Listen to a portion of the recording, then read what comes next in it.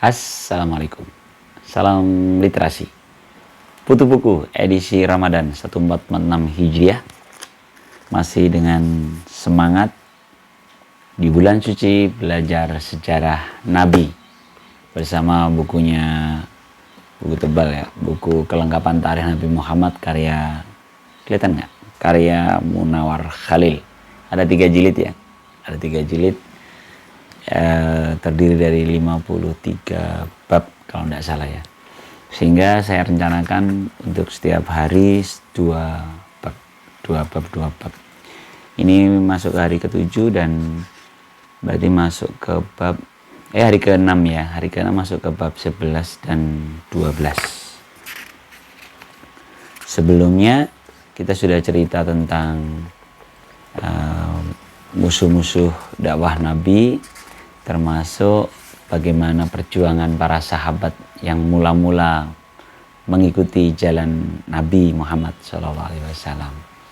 Nah, sekarang bab 11 ini cerita tentang hijrah pertama ke negeri Habasyah. Hijrah pertama, walaupun di dalamnya nanti ada cerita Umar juga. Jadi hijrah ini karena dinilai tekanan di Mekah semakin seru, semakin berat, makanya Nabi memerintahkan kepada para sahabatnya untuk hijrah ke negeri Habasyah, jadi nyebrang lautan ya. Jadi rombongan berangkat, ini juga berangkatnya diam-diam ya, sampai akhirnya dikejar ya, teman-teman. Cuman yang ngejar telat, sudah terlanjur naik kapal ya. Rombongannya banyak nih, ada mau disebutin angkanya ya, ada banyak, disebutin satu-satu ini. Ada Utsman bin Affan, 10 orang laki-laki dan 5 perempuan. 10 orang laki-laki dan 5 orang perempuan. Mereka adalah Utsman bin Affan, Abu Huzaifah bin Utbah bin Rabi'ah ya, Abu Salamah bin Abdul Sa'id, dari beberapa keluarga ya, Zubair bin Awam dari Bani Asad. Jadi perwakilan, dan Mus'ab bin Umair ya. Mus'ab bin Umair ini memang dai di saat itu ya, karena dia berpenampilan menarik. Abdurrahman bin Auf, Amir bin Rabi'ah ya, Utsman bin Mad'un, dan Abu Sabrah bin Abi Rahmin ya, Suhail bin Baida. Ruqayyah yang perempuan, ada Ruqayyah binti Muhammad, anak putri Rasulullah sendiri ya. Kemudian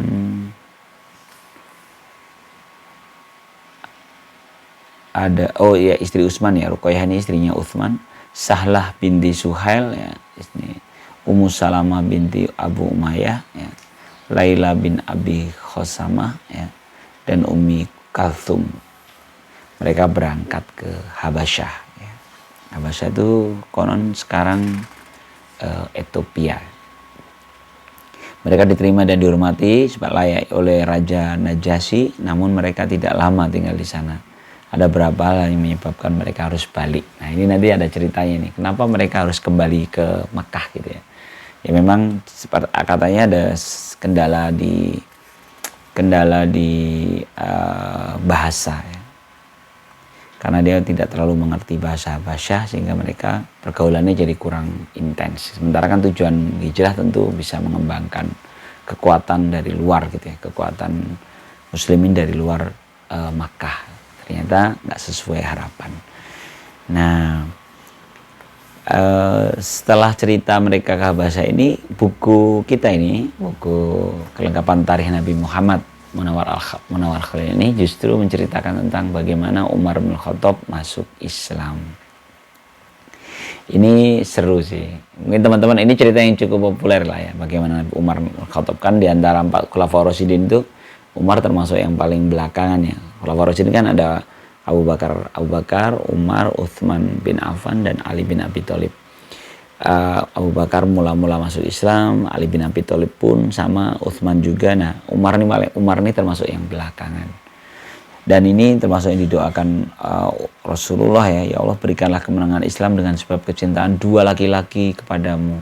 Ia adalah Amr bin Hisham dan sebab Umar bin Khattab. Jadi sampai Rasulullah itu berdoa untuk 2 orang, yaitu agar Amr bin Hisham dan Umar bin Khattab.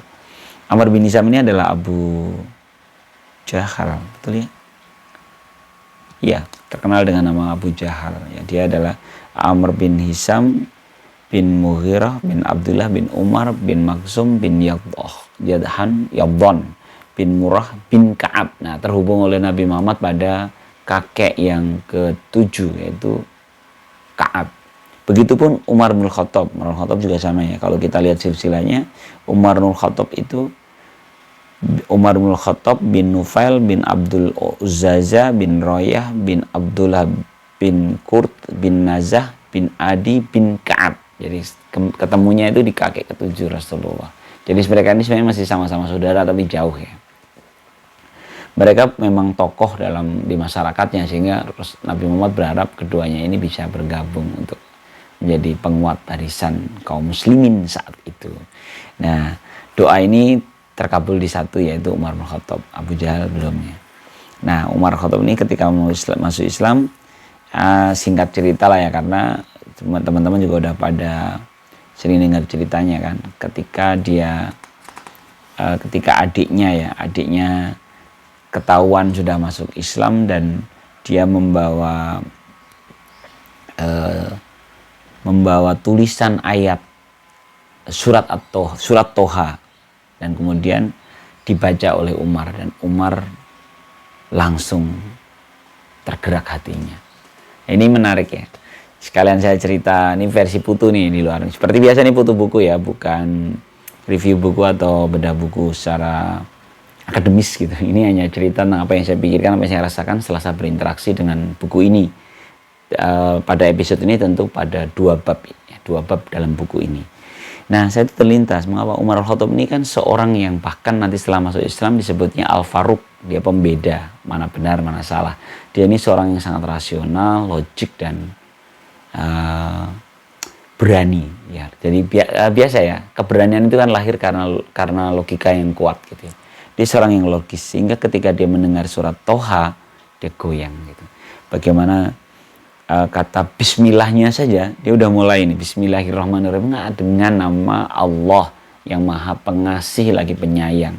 Tapi terjemah berikutnya itu di surat Toha itu, Toha, kami tidak menurunkan Al-Quran kepadamu Muhammad ya, agar kamu menjadi susah, tetapi sebagai peringatan bagi orang yang takut kepada Allah, yaitu yang diturunkan dari Allah yang menciptakan bumi dan langit yang tinggi, Tuhan yang maha pemurah, yang bersemayam di atas ars, dan sebagainya. Luar biasa ya. Jadi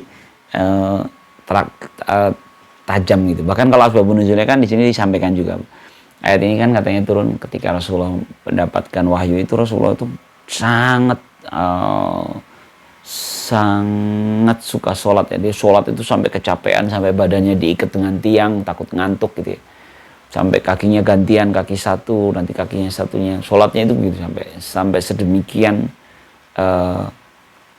tanda petik tersiksanya Nabi gitu, menjalankan ini gitu. Padahal sebenarnya nggak diperintahkan begitu, tapi Rasulullah itu sangat bersungguh-sungguh dalam beribadahnya. Sehingga Allah mengingatkan, ini tuh nggak bikin kamu susah gitu. Kitab ini tidak turun untuk membuatmu susah, tapi untuk peringatan bagi yang takut kepada Allah. Seorang pemberani seperti Umar justru goyang dengan rangkaian surat ini. Karena itu dia terus oke.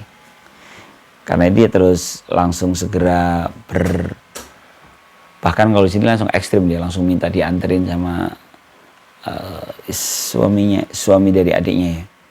Terus dianterin ke tempat Nabi Muhammad, dan bahkan orang-orang di Darul Arqam, rumah tempat Nabi Muhammad sedang di sana itu, mereka khawatir Umar akan menyakiti Rasulullah gitu. Dan ternyata dia langsung bersahadat. Dan menurut saya itu wow ya. Nah, itu yang akhirnya setelah Umar ini ada pawai pertama umat Islam. Jadi mulai berani menunjukkan secara terbuka gitu.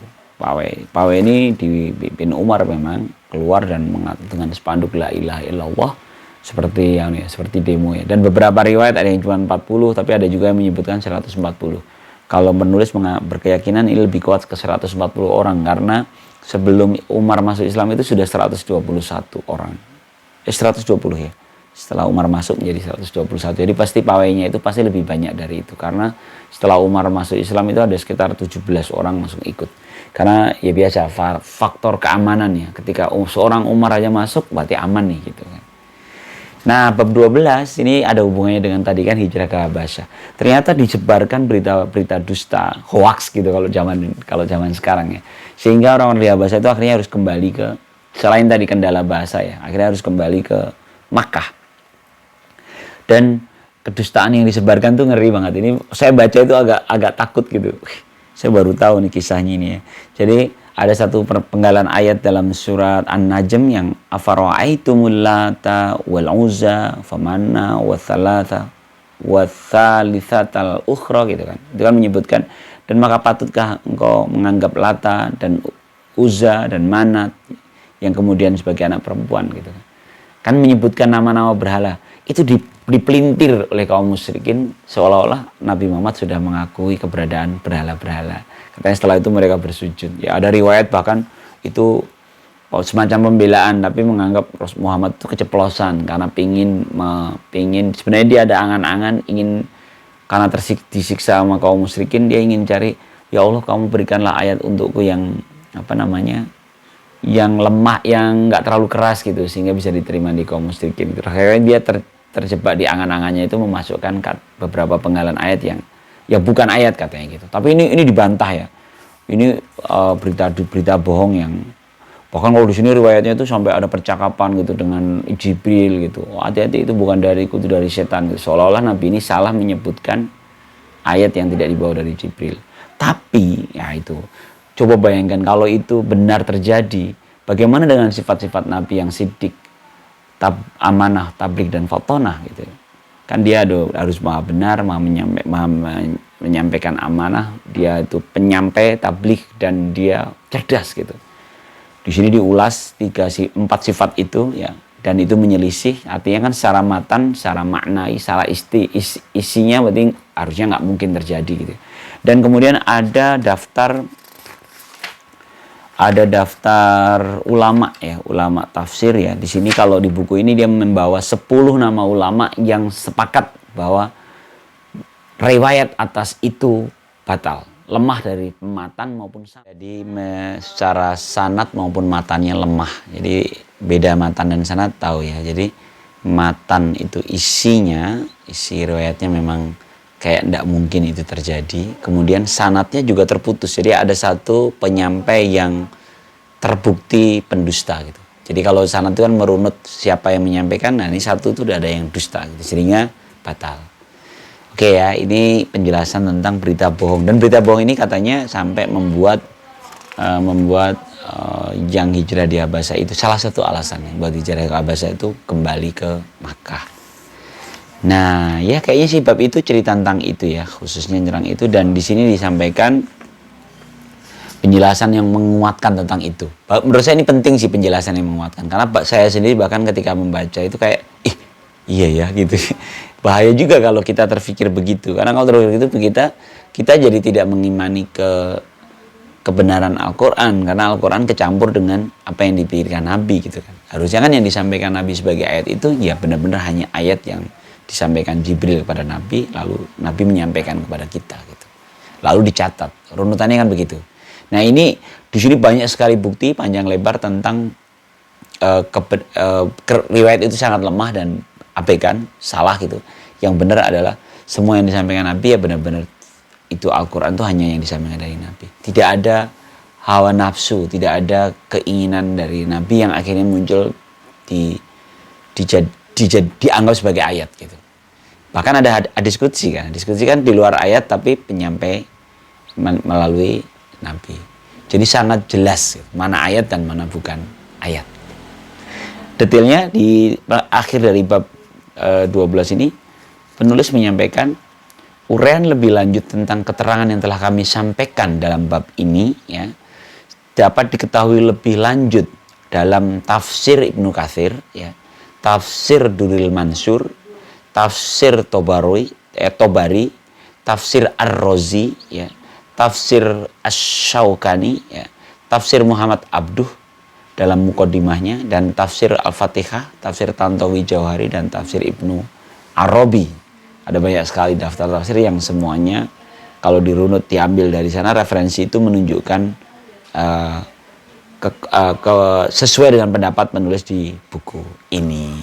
Gitu. Oke, yang menarik ya, saya pikir ya. Ini kisah Nabi yang menggambarkan sejak dulu pun sudah ada framing ya, cerita yang dipenggal oleh kaum musyrikin, lalu jadikan berita hoax seolah-olah itu berita itu benar, lalu dikemas dengan bumbu-bumbu penjelas gitu seolah-olah masuk akal gitu, padahal ternyata tidak sama sekali.